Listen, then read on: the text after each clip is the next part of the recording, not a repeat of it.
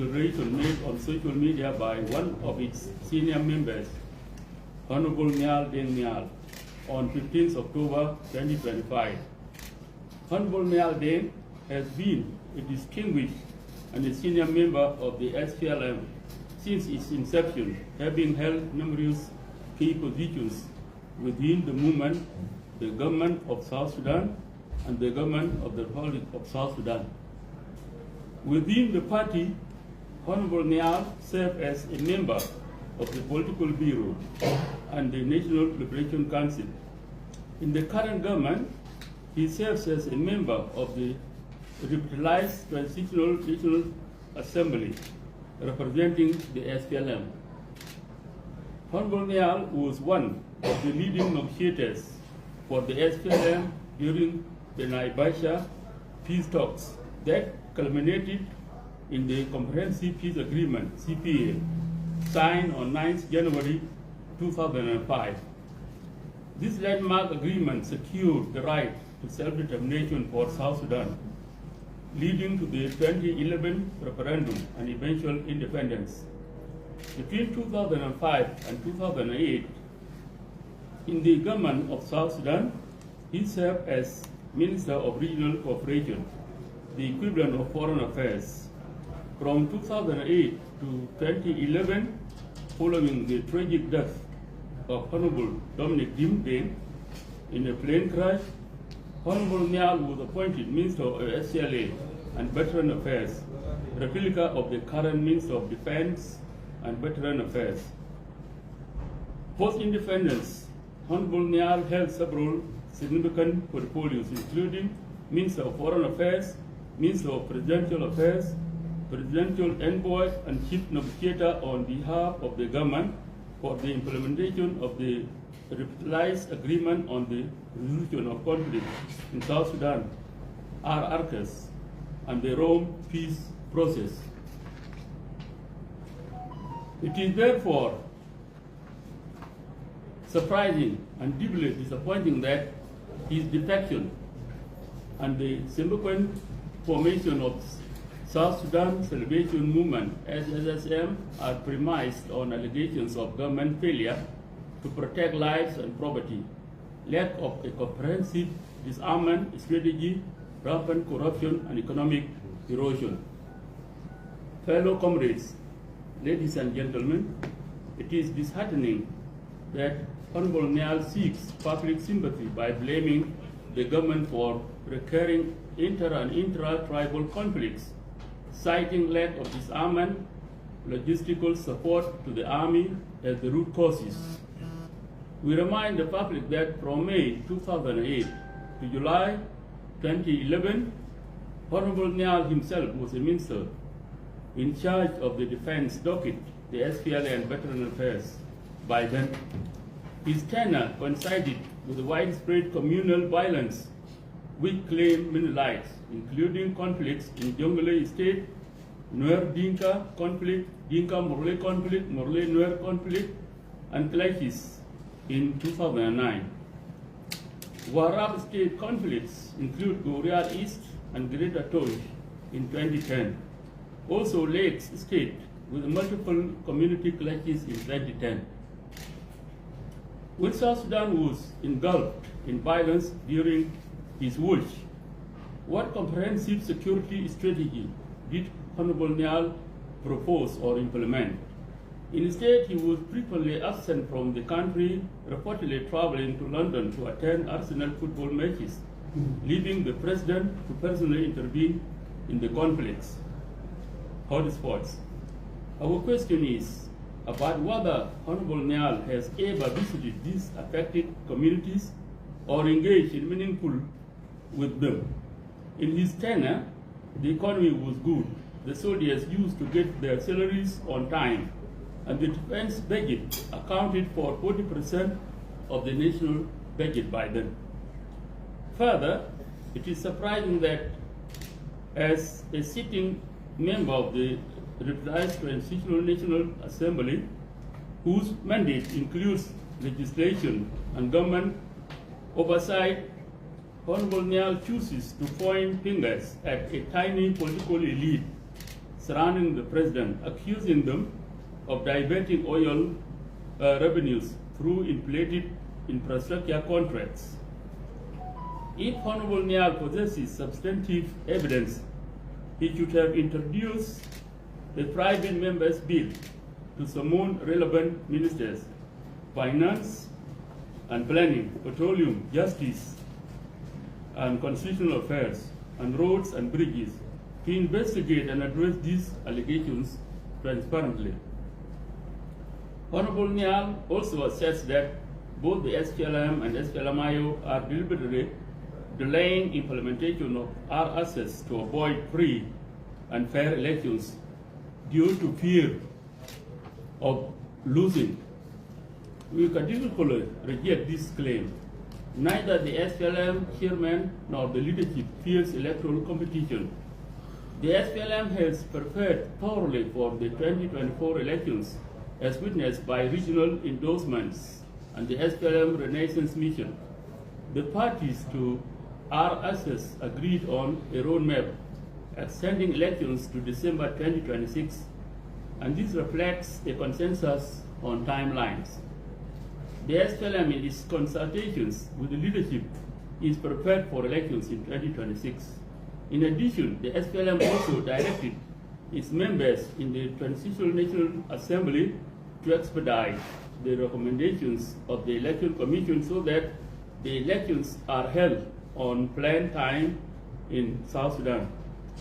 Fellow comrades, ladies and gentlemen, Nhial Deng's decision to temporarily freeze his SPLM membership until the party is fit for purpose is shameful, especially considering that he has already declared the formation of his own party, the South Sudan Salvation Movement, SSM. His claim that the SSM is merely a temporary vehicle to reclaim control of the SPLM from those who have hijacked and held it captive for so long is both discriminatory and demeaning. If there are any political party composed solely of its founding members, Nhial Deng Nhial was always part of the government until October 15, 2025, when he publicly defected from the SPLM. The SPLM does not discriminate against members for not being founding members. This is why there is a strong effort to mobilize and recruit members to the SPLM. Every SPLM member has the right to be elected or appointed to any government position. What is most perplexing is when a movement intended as an internal reform engine within a party becomes aligned with opposition parties. Membership in a political party is terminated when a member publicly defects or opposes its policies and objectives or forms a different political party. Therefore, from the moment of his declaration, Nhial Deng Nhial ceased to be a member of both the SPLM and the revitalized Transitional National Assembly. This is what the SPLM Constitution says. Regarding claims of broken party hierarchy and the inclusion of new members who did not participate in the liberation struggle, the SPLM Renaissance Mission and the subsequent ordinary sitting of the National Liberation Council were precisely aimed at reforming the party. The political bureau endorsed expansion of its membership, enacted a code of conduct and disciplinary procedures, and financial management rules and regulations in December 2022. The National Liberation Council unanimously empowered the SPLM chairman to restructure the party, leading to the appointment of additional deputy chairpersons and deputy secretary generals. Honorable Nhial was part of these reforms, and it is therefore unfortunate that he now alleges illegal removal of SPLM leaders. On economic transformation, the SPLM envisions agriculture as the backbone of South Sudan's economy. In 2016, under the current leadership of the SPLM chairman and president, an agricultural project was launched to make South Sudan a regional food basket, moving away from oil dependency. This included procurement and distribution of 500 tractors to the then 28 states as a pilot to boost agricultural productivity. The failure to effectively implement this project at the state level is not attributable to the SPLM chairman, but to the beneficiaries' inability to manage the initiative. Fellow comrades, ladies and gentlemen, Honorable Nhial claimed that the SPLM lost its vision after Dr. John Garang's death, and that SPLM chairman, Comrade Salva Kiir, abandoned the party's original mission. This assertion is unfortunately incorrect. Following Dr. Garang's sad passing in July 2005, Comrade Salva Kiir steadfastly carried forward the vision and mission of the liberation struggle. The comprehensive peace agreement faced a serious threat of collapse, largely due to provocations by the National Congress Party. They sponsored numerous militia groups with the aim of destabilizing South Sudan. However, through the wise leadership of Chairman Salva Kiir, these militias were integrated into the SPLA, effectively neutralizing the enemy's tactics. This strategic move paved the way for the successful referendum that ultimately led to the birth of the Republic of South Sudan. Despite this betrayal by many founding members of the SPLM during the 6 years of implementing the comprehensive peace agreement, each seeking to usurp power, Salva Kiir's unwavering commitment to the vision was instrumental in achieving South Sudan's independence, despite ongoing provocations. It is important to highlight that Honorable Nhial appears unaware of South Sudan's current political landscape when he calls for additional political space. What he may not realize is that the SPLM supports a multi-party democracy, evidenced by the existence of 29 registered political parties and 25 unregistered political parties in the country, some of which have minimal or no membership and influence at all. After winning the 2010 elections decisively, SPLM shared government positions with smaller parties, granting them executive roles despite their electoral losses. Honorable Nhial also urges the acceleration of a permanent constitution developed through broad-based participation by South Sudanese citizens. What he may not know is that the National Constitutional Amendment Commission is actively traveling across the country, engaging with communities to gather input on the desired content of the Constitution, including what should be added or removed. This process clearly demonstrates a genuine commitment to drafting an inclusive and representative Constitution of South Sudan. Finally, it is regrettable that Honorable Nhial invokes the plight of veterans, claiming neglect by the government to garner support for his movement. When he and his colleagues had power, they never advocated for vacating their positions to allow veterans a chance to serve as ministers or in leadership roles. As Minister of Defense and Veteran Affairs, what concrete strategies did Honorable Nhial design and implement to improve veterans' welfare? His current mobilization of veterans on grounds of neglect is disingenuous. In conclusion, the SPLM leadership reforms initiated by the President aims at empowering young leaders and youth as stakeholders in South Sudan's future. Many of these young leaders, once part of the Red Army, Gauge Armor, or logistical supporters during the liberation struggle, have matured into seasoned leaders. The 2022 SPLM Renaissance and Leadership Reform were designed to ensure that the leaders of tomorrow have their rightful place today. Dear comrades, ladies and gentlemen, the SPLM remains committed to unity, peace, and development in South Sudan. We urge all the members, veterans, and citizens to reject divisions and work together for the country's progress. Moreover, we advise Honorable Nhial to organize his new party along democratic lines and to distance himself from any tendency to cause violence among South Sudanese. We don't want South Sudanese to die again. Thank you so much. SPLM oye. SPLM oye. SPLM oye. SPLM oye. Thank you very much, Comrade Murle, for this elaborate position on the SPLM response. We'll now ask the media houses if you have some questions. We'll only take 3 questions, and it will be answered by Comrade Gogrial. John from High Radio. My question is, the speaker accused Nhial of mobilizing the militias. Now the public would like to know which militias, and during the fight that life was also lost, how many people were killed?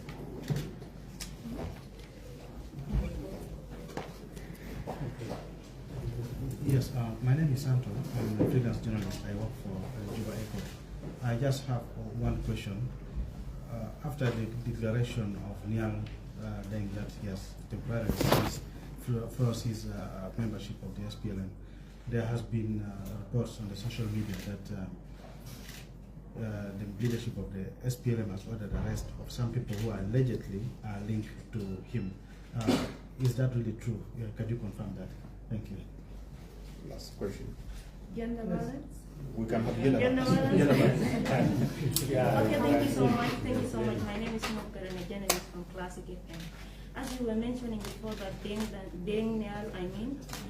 Deng, he was a senior member of SPLM before he defected. And as a senior member, whenever you provide the public with a certain information, it's very easy for the public to believe you, because sometimes you can hold confidential information. And he mentioned something to do with the elections, that SPLM is avoiding to conduct elections because they are fearing to lose power as the ruling party. What assurance can you provide to citizens to believe that the election is going to be conducted? Because if you look at how things are now, election has been scheduled for December 2026, and up to now there is no nominations of anyone from a political party that has been reason to be known that he's a candidate for presidency. The constitution making process is still on the way, and the population statistic is not yet done. What assurance can you provide for citizens to believe that election is going to be held and SPLM is not avoiding election? Okay, thank you so much. Okay, thank you very much for your questions. In fact, this is what we want, because we like to interact and also explain facts to the media houses. Sometimes there's distortion. So I'm happy that you are seeking clarification for this. You know, Nhial has formed his political party, and he says he's going to work under the UPA. There is this United People's Alliance of those of Pagan, and those of Malum, and those of Stephen Boy. These people have their armies. They are not democratic people. And so by extension, Nhial is also recruiting himself into a violent group that does not need to get power through democracy. So this is very clear, and actually it may not need a rocket scientist to make an interpretation. That's what it is. The second question by Santo, you know, there's no one that has been arrested as far as I know now. And also, SPLM does not arrest people. You get this one right. If anybody is arrested by the government that has the monopoly on legal system. So we don't arrest people. Let it be clear from today, even when he's arrested, it is not the SPLM that arrests people. SPLM will never arrest anybody. If anybody is arrested, then he's arrested by organs of the government that are concerned with the crimes and security. The other one, about the SPLM avoiding elections, I think it is a common thing. SPLM went out in 2 regions last year, and Comrade Salpa was endorsed in Barazal and also in Equatoria, and then we are also preparing to do the same in Upper Nile. And that was because we were ready for elections. And even today we are ready for elections. Where did the problem come from? With that one, the main contender, our partner, the SPLM-IO, refused to legitimize itself by registering, because the first prelude for any political party to play democratic elections is for this party to register in the political parties council. That's a requirement.